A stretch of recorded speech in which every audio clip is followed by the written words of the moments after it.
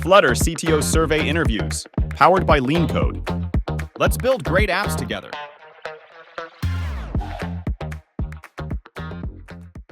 Hi, Kevin. How you doing?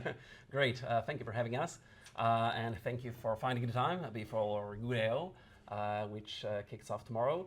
I'm glad that we can talk, and I would most definitely would like to start with the Flutter for Web subject. Perfect. Can you tell me, is Flutter for Web production ready? Is it production ready? That's a great question. So it's all relative, right? So people talk about, our mobile offering has been around since day one. We're excited to add Flutter Web in. I think it was 2 years after the initial release there in London. It was an exciting day to be. I think the most important thing to mention when we talk about production ready is just who uses us, right? So my favorite example that I knew about last year and I couldn't talk about it is Google Earth. So I think as of October, I believe it was, Google Earth has replaced all of their shared UI across all of their experiences. So obviously they have a 3D rendered background that everyone's familiar with. That's not written in Flutter, at least not today. But all the shared UI on the sides and everything, that was all written in the native toolkits across web, iOS, Android. And as of October, that's all in Flutter. So in terms of an app that everyone knows of and is familiar with and has on their phones and uses on their laptops, to explore the world and do all these great educational things, they're all in on Flutter and using Flutter across the board. Not only just on the web, but also Android and iOS. I think their desktop offering is gone, so just mobile and web. So there's one from Google. Our friends in Family Link, basically how you manage devices, whether it's a school or a family. I know I do that to keep track of what websites my kids are on. That's using Flutter Web and Flutter Mobile on things. Google Classroom's using Flutter Web. Externally, we have folks like Arrive, which is a spectacular vector animation and 2D graphics editing experience, runs on the web and desktop. Superlist is another great example that we're highlighting at I/O. Collaborative tasks lists, some really cool AI integrations, multi-user effects. We have so many companies betting their company on the Flutter Web stack. So in terms of production ready, I would just point to the people who've already bet on us. Right, definitely. I also wanted to ask, but based on the examples you've quoted, it may sound ridiculous, but because of the fact that Flutter is a cross-platform framework, mostly known still for mobile applications, why is Flutter for Web even important? Why you are betting on that so heavily? Why it is included in the as a key point in the current Flutter roadmap? What makes it so important to you? I guess personally, I love the web. Obviously, there's a space for app stores, and they're useful. And obviously, Google, makes a bit of money off app stores. I'm not going to quote. I don't work on those teams, so I need to be careful about how much I say about app stores. But the idea that I can just share an experience with a URL, I think, is profoundly useful and important, right? And again, I think back to kind of previous in my career, the idea that I have an Office suite just in my browser. I don't think about installing my mail app or my Word app or my whatever app, and then installing service packet. Just go to a URL. There's so many experiences that are just deployed that way, where I think in terms of my daily productivity, maybe aside from dev tools or maybe a couple utilities, everything I do productivity-wise is done on the web. And of course, as you look to more experiences, we talk about IDX, coming from Google, online-based or web-based development experiences. I think even more and more experiences will be just web-based. And so as long as you can get the fidelity, the performance that you expect from a development experience or any kind of productivity or interactive experience, if you can get it from the web, there's just so many benefits to having it on the web in terms of the security. You get the security of the sandbox. It's easy to run the first time. It's easy to deploy fixes and changes. It's easier to keep secure in terms of who's installing it and things. The web just is such a natural place to deploy. And obviously with the features, obviously with having high performance JavaScript runtimes, and Webassembly runtimes that we're talking about at I/O, the ability to run basically close to native performance for interactive graphics. And then you pile on technologies like accelerated graphics in the web. We're using WebGL now. We're looking at technologies like WebGPU.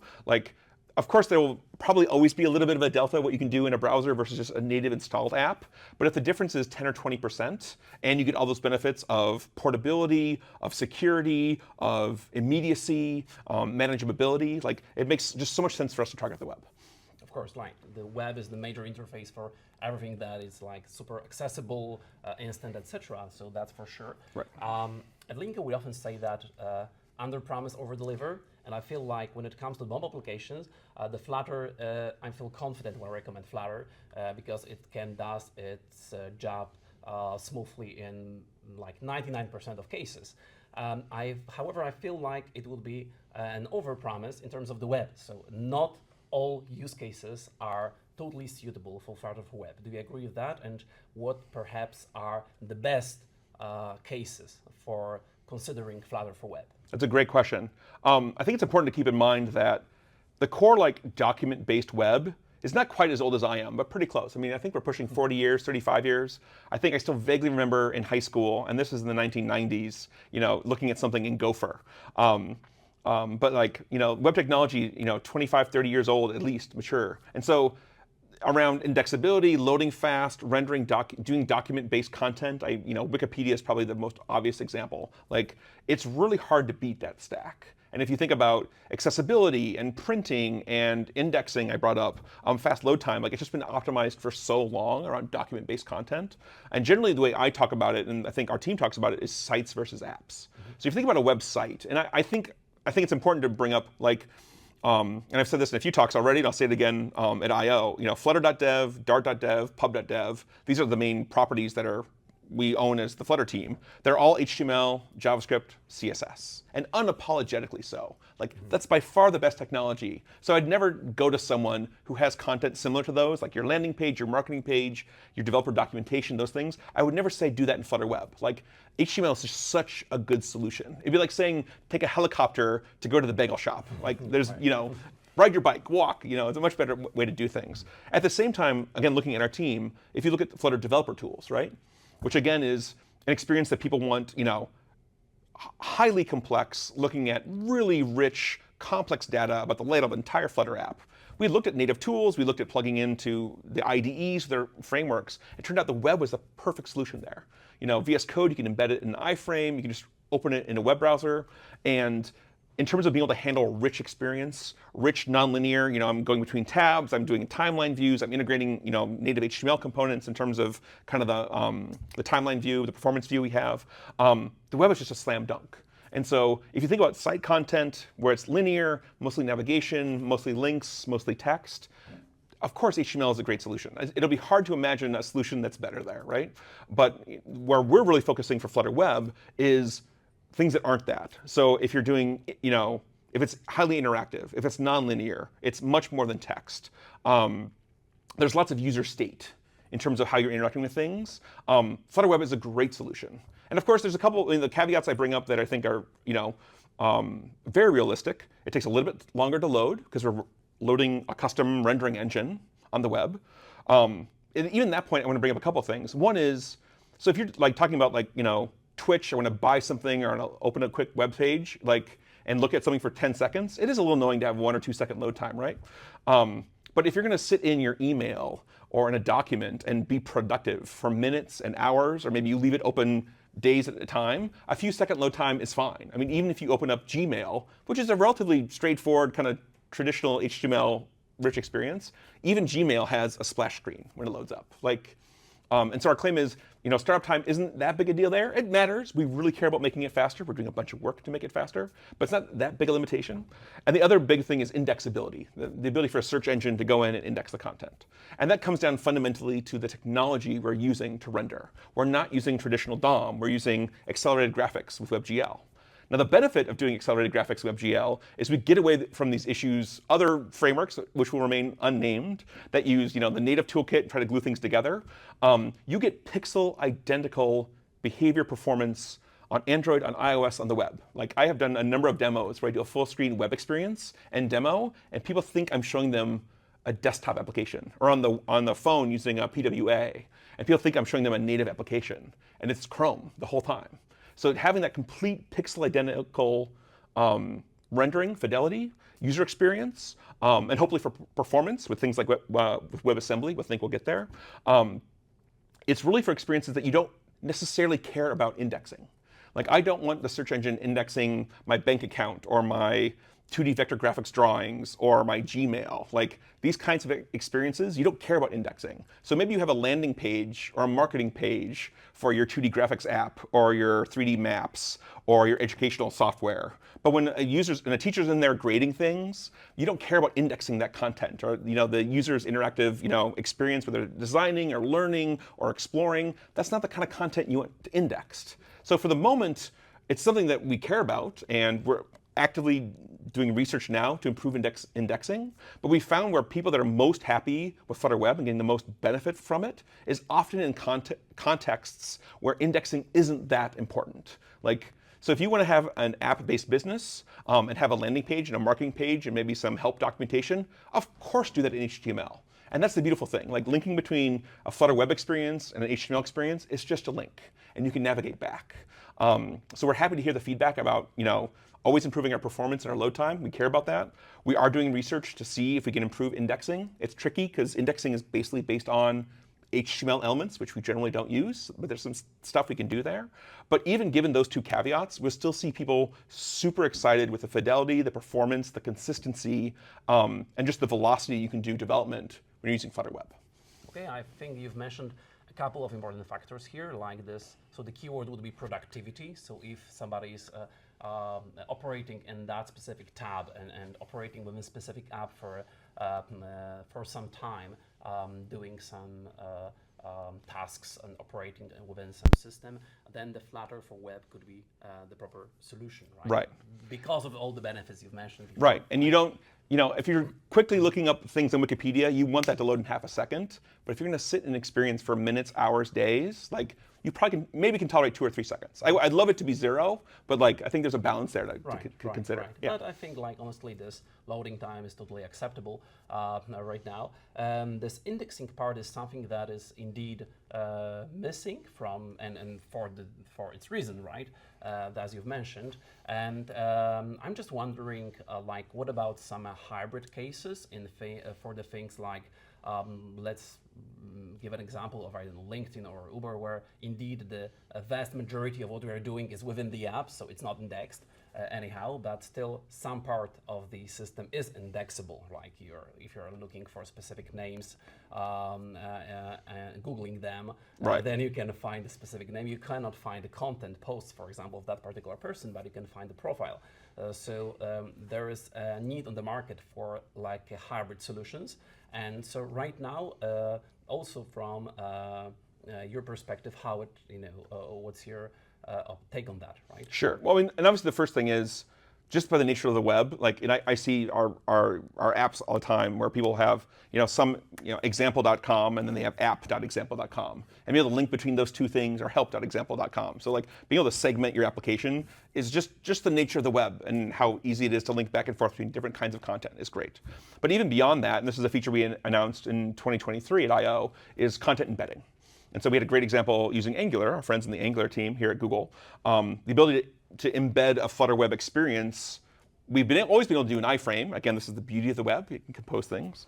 And we went another layer deeper and actually allowing you to, instead of taking over the whole web app, you can actually just embed within a div, within any kind of DOM element, and embed a Flutter Web experience. And so I think what's great about that is maybe you have a very content-forward site that you want indexing and all the things. Just HTML flow works great. But you want some rich piece of functionality, whether it's highly interactive or highly visual or nonlinear, or you want to share code with your mobile experience. It's very easy to drop in and do one widget, one div that's a Flutter experience. And so then you can get the benefit of both worlds. And again, instead of thinking back 10 or 15 years, something where you would use Silverlight or Flash before, now you can use standardized web technology. It's WebGL, it's Webassembly or JavaScript in a div, and have that rich experience. And then we've seen a number of users be really happy with that, because then they can use these rich experiences that they built maybe for mobile or maybe for desktop, and it's relatively straightforward to get it working on the web. Right. Get the best of the worlds, right? Exactly. Yes. And not having to duplicate. That hero experience, that complicated experience, is usually an amazing amount of work, because you want to have this very cool, whether it's configuring your car or some kind of shopping experience, whatever it is, you want to have this highlight experience, and the last thing you want to do is implement that 2 times or 3 times. Right. I mean, that's the whole beauty of cross-platform development as such, right? Yeah. So it's And actually, the scenario of making embeddings into the existing web platforms is also good from the perspective of starting with Flutter for Web, right? If we are considering some mature product that are already in the market, and instead of redoing them fully in Flutter for Web and making the whole new transition, this is also an opportunity to make it step by step, right? Yeah, and I mean, what's great is that's a great example of, we already see that on the native side, right? So Google Earth is already a great example of a team that had an existing huge asset in their 3D engine that they compiled the WebAssembly on the web, and they run natively in iOS and Android, but they just wanted to share code and experience. And so they didn't have to throw away everything away and go pure Flutter. They could do a hybrid thing where they maintain their existing C++ investment and then use Flutter for the side widgets and everything else. And so likewise on the web, it's you can incrementally adopt. And so we've had that solution, and we have a number of teams internally as well that use that feature. I think Google Classroom does that, where part of their code is still native and part of it's Flutter, and they integrate the two things. It's even easier on the web, because the web by default was designed for composition. Right, exactly. So it makes it easier. Right. We are tomorrow starting visiting the Google I/O and being there, witnessing new announcements. Obviously, your presence during the keynote is announcement itself, right? And we also talked to Craig today, and you can also find that interview on our channels, where he was saying that Flutter for Web is indeed high on the priorities for the Flutter team. Yep. Right. So what are the new announcements you're excited about regarding Flutter for Web? Again, we're assuming this video is coming out after I/O, so these announcements already be out there. We trust you folks to talk about things a little bit early. That's great. So the big announcement for I/O this year with Flutter is now Flutter support for WebAssembly is now stable. And I referenced this a little bit before. It's hard not to, because I've been living in the world where we just talk about JavaScript forever. And so this will be the third year that I've talked about Flutter using WebAssembly, and it's now stable, which is super exciting. And so, I mean, as you can imagine, implementing Dart's a complicated language. We've done a bunch of work to make it simpler in terms of how we share code. But implementing a brand new compiler for a brand new target, WebAssembly, was a lot of work. We had some really brilliant engineers working for a very long time. And the question is why? What's the benefit of doing WebAssembly? And it comes down, there's some numeric things we could geek out about later. If you care about high-bit math and doing cryptography, it turns out it's really nice to have full 64-bit integers in JavaScript. Your ability to do high-bit math, after about 53 bits, it gets weird. There's no, they're all doubles, effectively, floating point numbers on the web. So that's kind of interesting from an academic perspective. But really, it's performance. And so we've just been blown away at the consistent improvement in performance, moving the same app from JavaScript to WebAssembly. Right, so that's the major milestone, right? Yeah. That you're proud about. And how about the future of Flutter as such and Flutter for Web specifically? Like, what are foreseeable challenges you want to tackle? Sure. Well, I mean, first with the WebAssembly, I think it's important to mention, and again, this is discussed at I/O.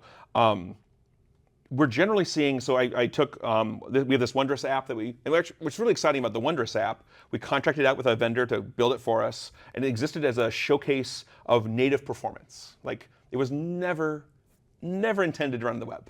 The web was an afterthought. We started out as just a mobile experience to show up how fast Flutter could be on iOS, frankly, and Android.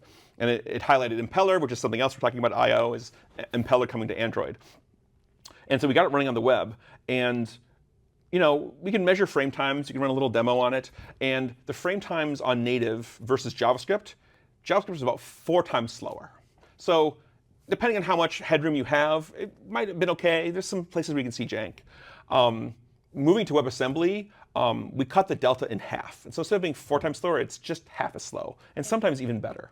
And so what's fundamentally interesting, at least for our team, especially as we've seen the performance of WebAssembly continue to grow, because it's a new compiler, it's a new runtime in the browser, is that we no longer talk about how much faster WebAssembly is than JavaScript. We talk about how close we are to native.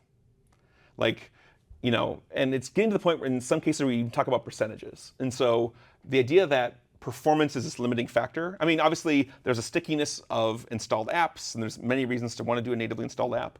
But getting to the point, especially if you have a browser that supports WASM, WebAssembly garbage collection is the feature we use. Once you have a runtime, a browser that supports WASM GC, the notion that performance is the reason that you would stay away from the web starts being less of a concern.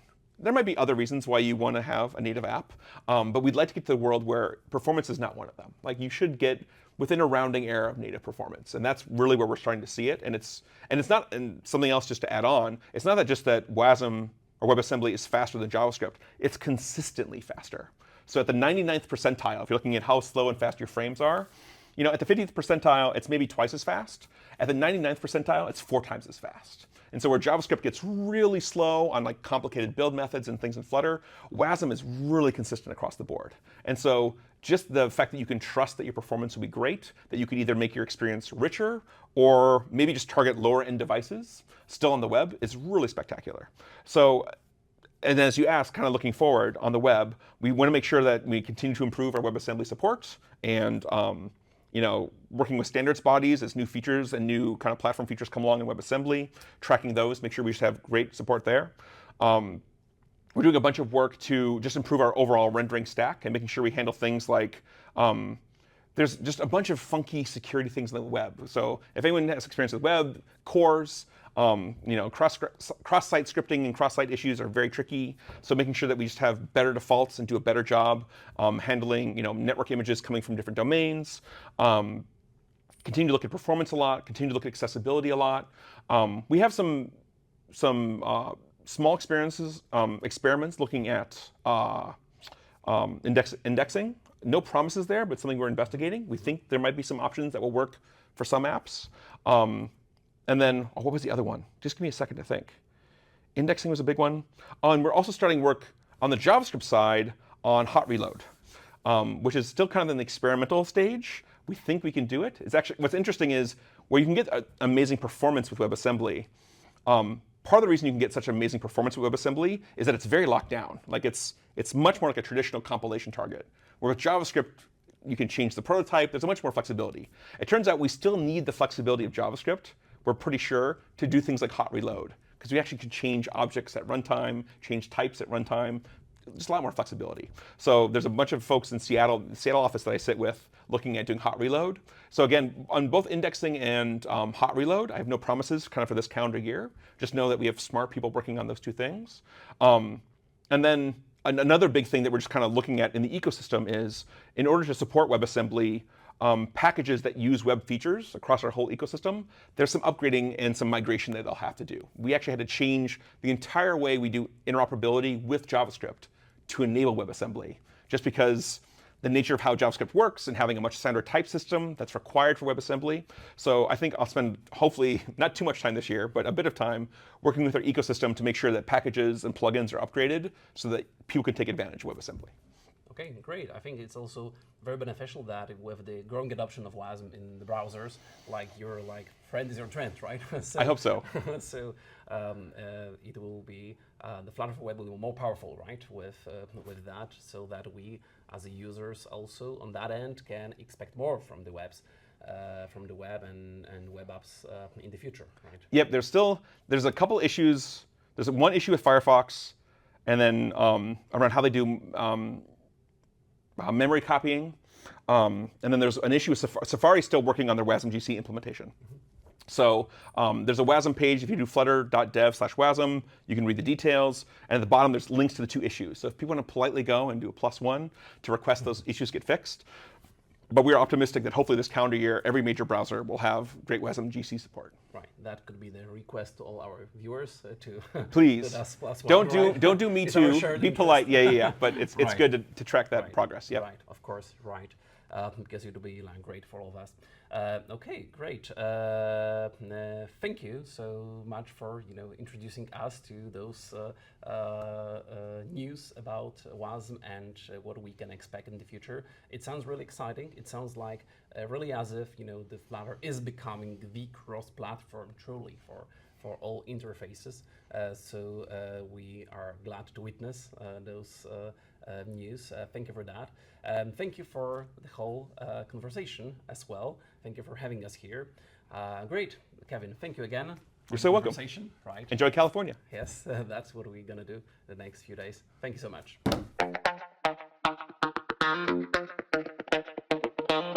Build your next project with us. Schedule a free 30 minutes consultation.